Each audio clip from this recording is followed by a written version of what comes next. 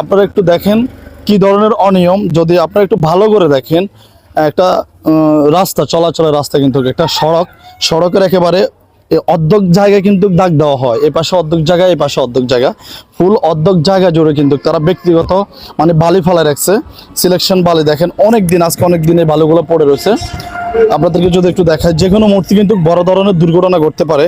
আমি এই বিষয়গুলো যখন দেখি না, তখন আমার মানে এখানে কেমন যেন একটা ব্যথা অনুভূত হয়।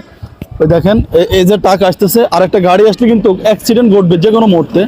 দেখেন জায়গা নেই, একেবারে রাস্তার অর্ধেক জায়গা জুড়ে তারা বালি ফেলা রাখছে। তখন এই বিল্ডিং এর কাজ শেষ করে বলা যায় না, কিন্তু সে পর্যন্ত এই বালিগুলো রাস্তার মাঝখান পর্যন্ত এভাবে ফালাই রাখা।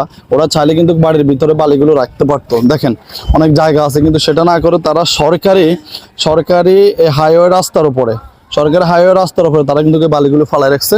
এই ভিডিওটি শেয়ার করে অন্তত এমপি মহোদয়ের চোখ পর্যন্ত পৌঁছায় দেবেন। আমি লোকেশনটা আবার বলছি, মনোহরগঞ্জ থেকে শান্তির বাজারে যাওয়ার যে রাস্তাটা, সেই রাস্তার এই যে নোয়াপাড়া ইসলামিয়া আরাবিয়া মাদ্রাসার